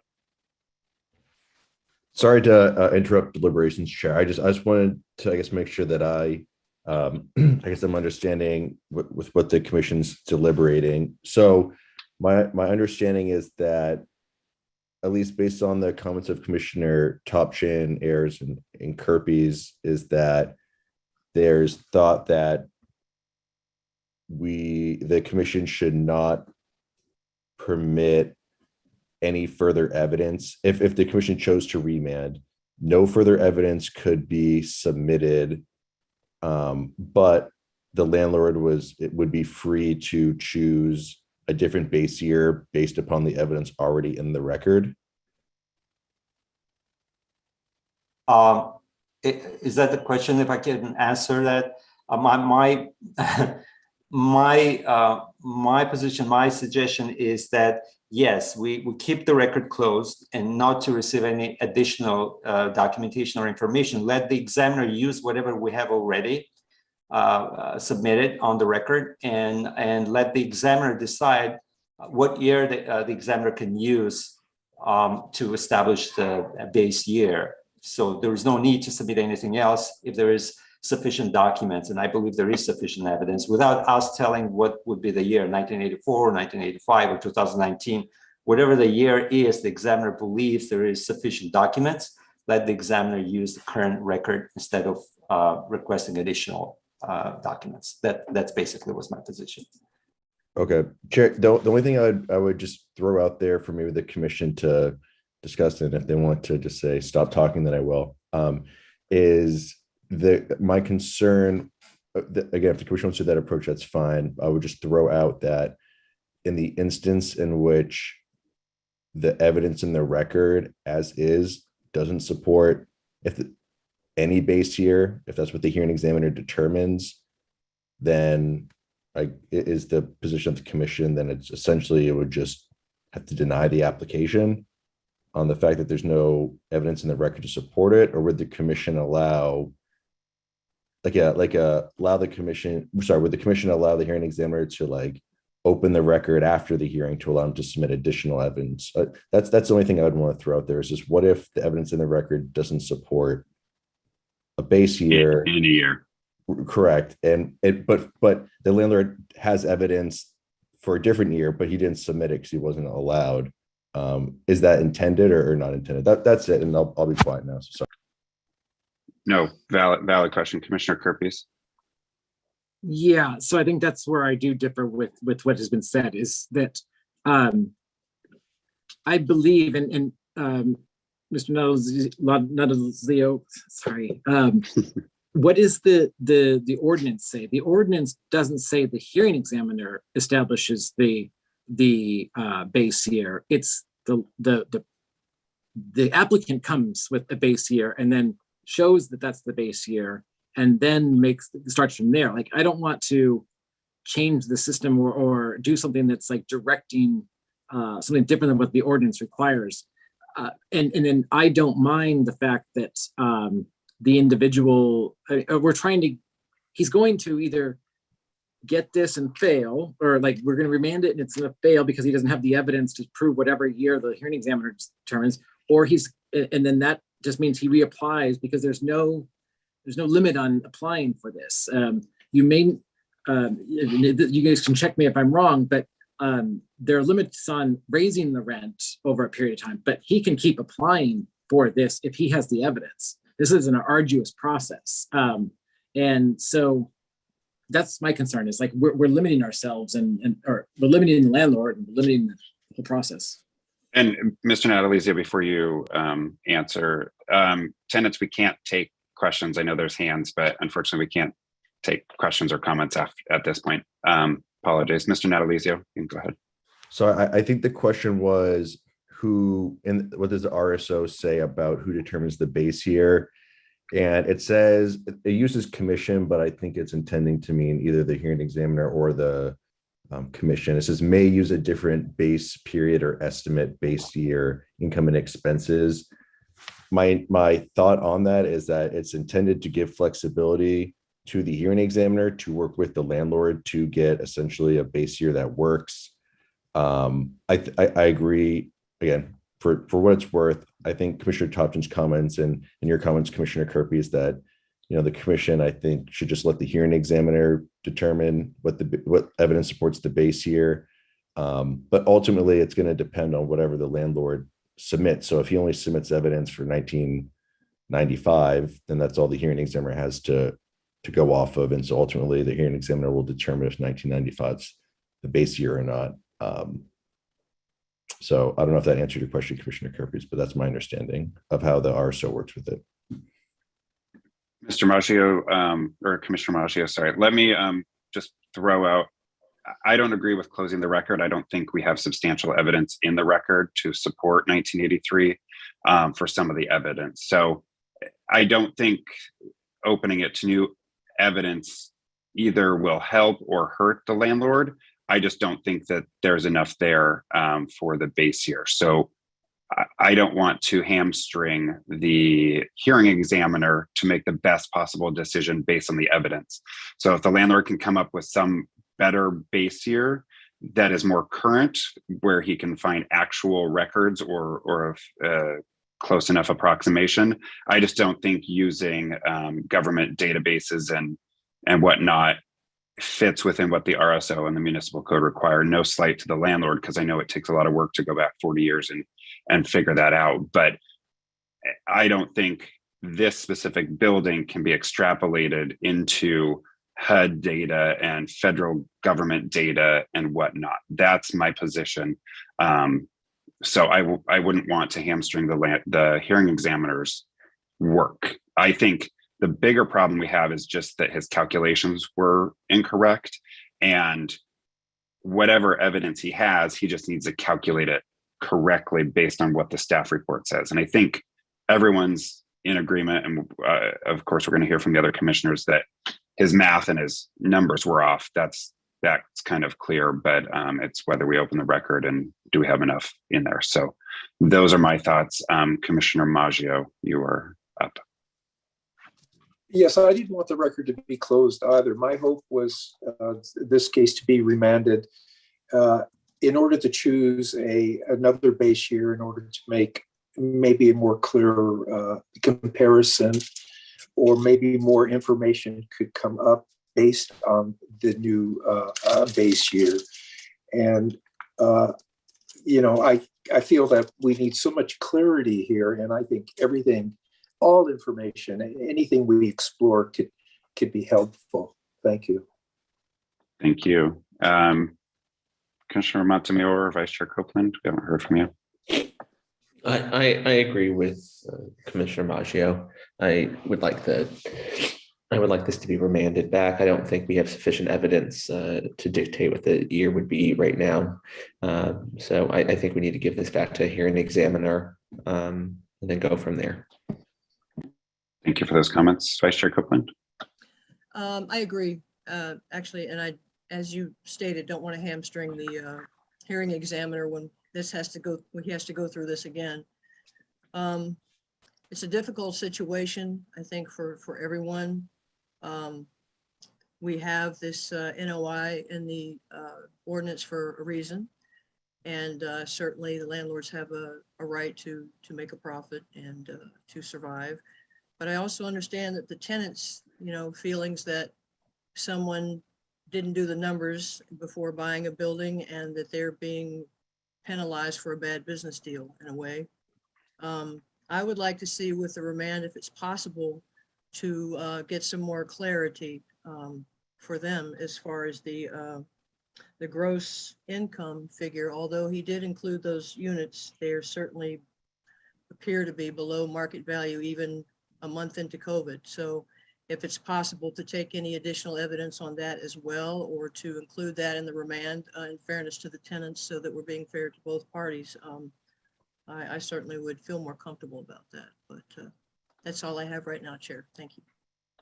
Thank you very much. Commissioner Topshin? Yes, Chair, I just want to clarify again. I'm going to support the staff's recommendation as is. So if there's no point, and I'm not going to be very hard on this thing about remanding for the submission of additional documents from 1983. Since the ordinance says that the applicant chooses the year, and the applicant testified here that he has submitted enough evidence for 1984, to me, it makes no sense for opening the record for 1983 when the landlord says he has everything from 1984. So what's the point? But I'm fine with it. So whatever you guys decided, so I'm going to support that because I believe the staff did a really good job on analyzing everything, and I'm going to support the staff's recommendation. What I was going to say is that to be fair to the tenants, I don't know if the tenants would have anything in addition to submit, but I believe that we should open the record for the tenants also to allow submission of maybe the documentation that may be in contrary of what the landlord submits, or maybe in support of what the tenant is saying. But I think we should be fair to both parties here. If we're opening the record, let's open the record for the tenant to be able to submit additional information or documents. Thank you, Chair. Thank you. I would support that if there's contrary utility bills or anything that they find for that base year. Certainly, we should have both sides being able to prove what the base numbers are there. Any other comments, or I would entertain a motion?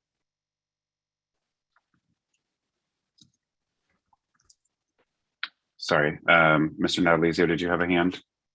I'll make a motion. Are we ready for a motion? 30 seconds more, and then we can make a motion. Mr. Natalizio has a final comment, I believe. Sorry, everyone. I know I'm talking more than usual, so I apologize. But just based on the comments from Vice Chair Copeland and Commissioner Chopchin, was there consensus in the commission about including those in the remand? So for Commissioner Topshin, it was, I think this was intended, but just to be explicit, because for purposes of the motion, this would have to be explicit, so we can make the edits to the resolution. So it would be clear that in the remand order, that any submission of documents would be open to both landlord and tenants for purposes of the base year. And then I apologize, Vice Chair Copeland, what was the recommendation that you were talking about? The question about the accuracy of the gross income.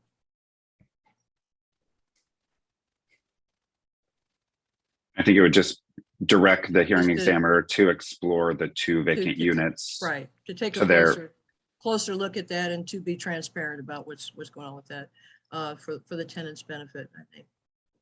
And for the Sorry, Vice Chair Copeland, for stepping on your feet there. No, I'm glad that you did. Thank you. Appreciate it. You're glad I stepped on your feet anytime. Okay, so Mr. Natalizio, you got that? Or further questions? Yeah, so okay, so the two addition, again, this is if, I just want to make sure if this is part of the motion, so we don't have to like amend motions or anything, but there'd be two amendments to the resolution. And it would be to add two things. One, order to the remand that document submission is open for both landlord and tenants, and a second order added to direct the hearing examiner to explore the rents and the situation, the living situation of units 3 and 4 on the property. Can I propose the language for that? Please, Chair, save me. All right. The commission directs the hearing examiner to further explore the vacant units to determine that they are accurately reflected in the gross and net income. Okay. Thank you, And Chair. I think you're very welcome. And I think that's, for the benefit of the tenants so that they have transparency and clarity, not that we distrust or trust the landlord, just that they can see on paper what is going on there, because I know it's a question of contention. Did I step on your toes correctly there, Vice Chair? Absolutely did. Anytime. Thank you. Okay, good. That's my expensive legal training there. Commissioner Kirby. Yeah, so I was just looking at the resolution that's already been drafted for us under F. It's page 9 of 10 of the resolution. I think we can just to satisfy Commissioner Topshian, and I think the consensus of the group is we can simply remove FI, I believe, or F1, I guess it'd be. Permit landlord to submit additional information and documentation to establish 1983 as the base year, and just combine it with number 2 that just says to allow the landlord to submit information and documentation for alternative base year for the landlord can sufficiently establish. We're not remanding it back to 1983. We're just saying the year you can prove. I think those are the same thing. He's gonna, because the ordinances require 1983 to be the base year unless there's good cause otherwise. So I think that kind of tracks the language there. But I think if F goes permit landlord and tenants to submit additional information and documentation to establish 1983 as a base year, or we could say 1983 or any other base or any other year, and get rid of 2. Yeah, I think that would be cleaner. Permit landlord and tenant to submit additional information and documentation to establish 1983 or any other year as the base year, and strike number 2. I like that. I would agree with that. Okay. And then we would add somewhere else what Vice Chair Copeland has stated, and then I wordsmithed a little bit, I think. Chair, you said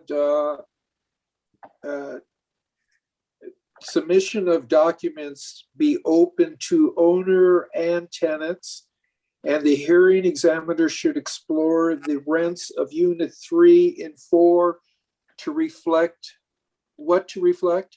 To accurately reflect gross and net income. So just so we're making sure we're calculating those correctly. And I know that Mr. Megdal has submitted those documents and stated that they're within those, but we're just telling the hearing examiner, look at it one more time, make sure it's clear to everyone on paper what's going on. So, Mr. Natalizio, I know we threw a lot of curveballs there. Do you? Yeah, I guess, Chair, I don't know if we've ever done this before, but I mean, if you wanted, we could do, I don't know if I have the opportunity or the option to share my screen, but if you wanted to make the edits now, and then we don't even have to make some kind of funky motion, we could just, the motion could be moved to approve the resolution as amended. But if that's I am too fine with onerous, that. I can make, the motion could be to make the changes as, sorry, to approve the resolution with the recommended changes, and then staff can make them later, but it's up to you, Chair.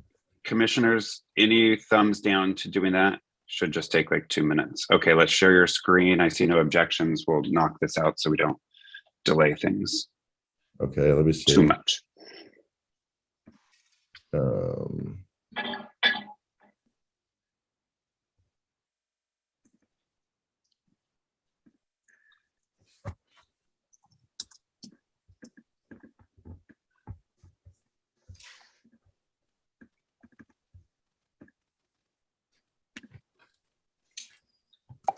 Okay.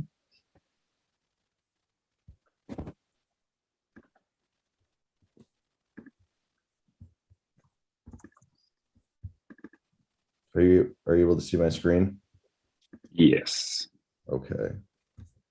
Are you able to see this document open? Correct. Okay, so the top part is what Chair, you and Commissioner Kirby just talked about. So permit landlord and tenants to submit additional information and documentation to establish 1983 or any other year as the base year.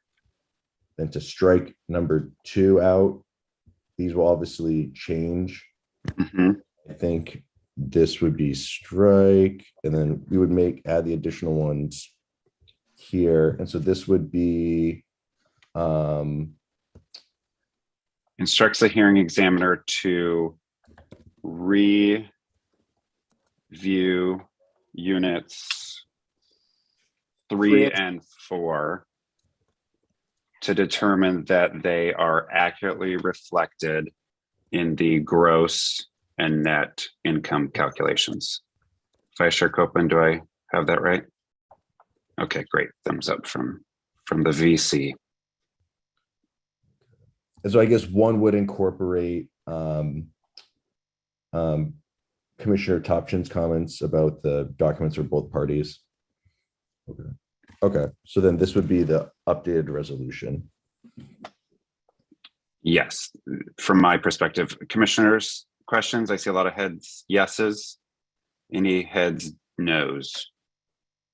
Commissioner Maggio, you're good to go. It satisfies what I suggested. Thank you. Great. And Vice Chair Copeland gave me the thumbs up. Mr. Maggio, you're on mute. Yes. Good to go? Yes. Can Okay. you hear me? Yes, we do now. You're good to go. All right. Mr. Nalezio, I think we're good there. Thank you for sharing your screen. That saved a lot of time. Any other questions? I know Mr. Maggio had a pending motion. I'm not going to make the motion. I'm going to ask you to do that motion. I could make the motion, and you might have to correct me. Why don't I make it and you second it? All right, that's a good idea. All right, we are going to, let me pull up in the correct thing here. We are going to make a motion to pass resolution RSC number 22-611, a resolution of the Rent Stabilization Commission of the City of West Hollywood, remanding the hearing examiner's decision as to application number I-152 as amended previously in this meeting a few moments ago on Mr. Natalizio's screen, period. You don't want to add to submit documents, or is that already, that was already in it? We just did that on Mr. Natalizio's screen. And so we I captured did, it. And also to explore the rents of 3 and 4, which would reflect the gross and net income. Yes, exactly. Those are what we captured there. So, well, then I'm going to second the motion. Thank you.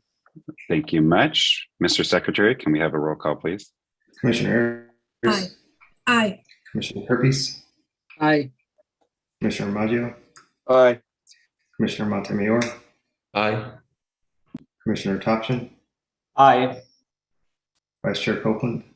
Aye. Chair Marks. Aye. The motion passes. Thank you to all of the tenants and the landlord. I know that was a long slog. If you have questions, you can reach out to the Rent Stabilization Division of the City of West Hollywood. I know that this is very confusing and long, and it's late at night, and I appreciate everyone's considerations and respect for each other. We are going to move on now to our next items. The tenants and the landlord will be placed back in the waiting room, but you can watch on YouTube or listen on your phone. Mr. Natalizio, thank you for your able assistance on that matter. Okay, thank you, everyone. We are almost done. Mr. Hollow, do we have any new business? No new business. Okay, next, items from staff. At the beginning of the meeting, I'd promised some more information about where to get help with finding resources for renters who are having problems paying rent. So the social services phone number is 323-848-6510. Of course, folks can always contact the Rent Stabilization Division. Our number is 323-848-6450. And I would encourage anyone watching who has questions to simply reach out to us via email, RSD, that stands for Rent Stabilization Division, RSD@weho.org. And any one of our very able rent stabilization coordinators will point you in the right direction.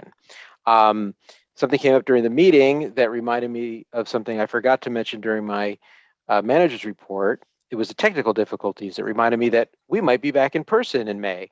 The City Council has directed that any of the commission hearings or commission proceedings that are taking place in council chambers, which we have pre-pandemic, should go back into session live and in person in May.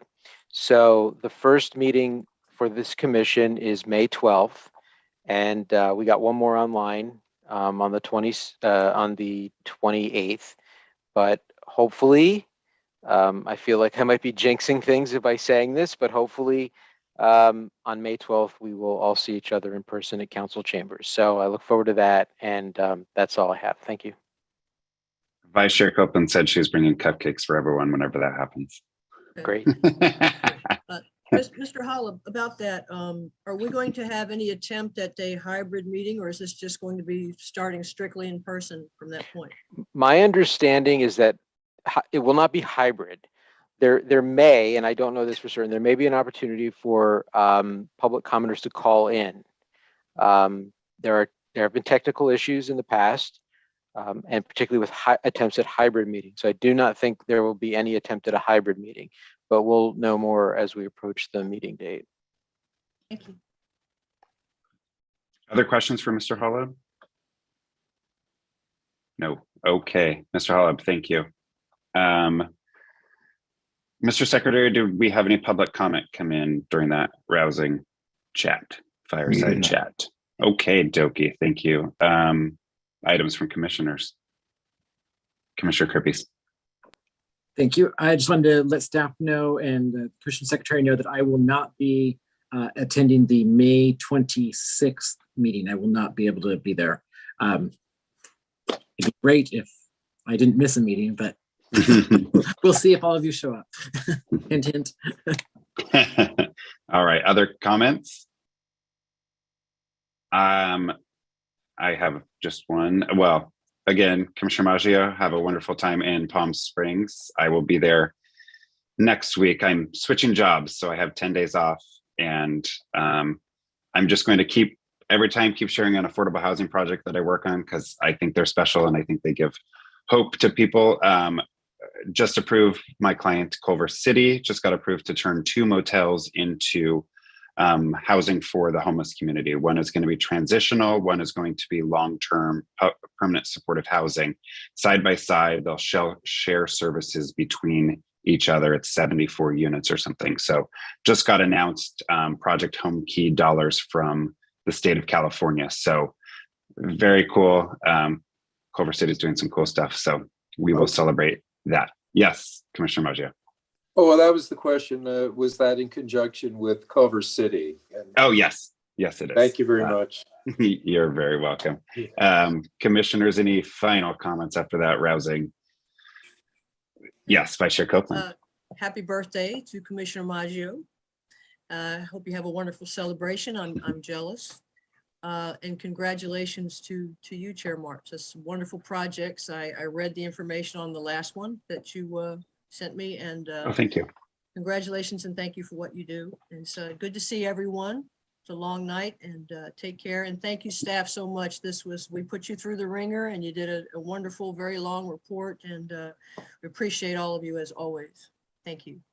Absolutely. I'll just second, third that for everyone so that they don't have to turn their microphones on. But staff did a great job, and especially Mr. Natalizio with that more difficult matter than we sometimes see. So if there's no final comments, I'm going to adjourn this meeting. The next meeting of the Rent Stabilization Commission will be held at 7 o'clock Thursday, April 28th, 2022, via potentially our final teleconference. Thank you, everyone, and have a wonderful evening. Good night. Bye-bye. Good night, everyone. Thank you.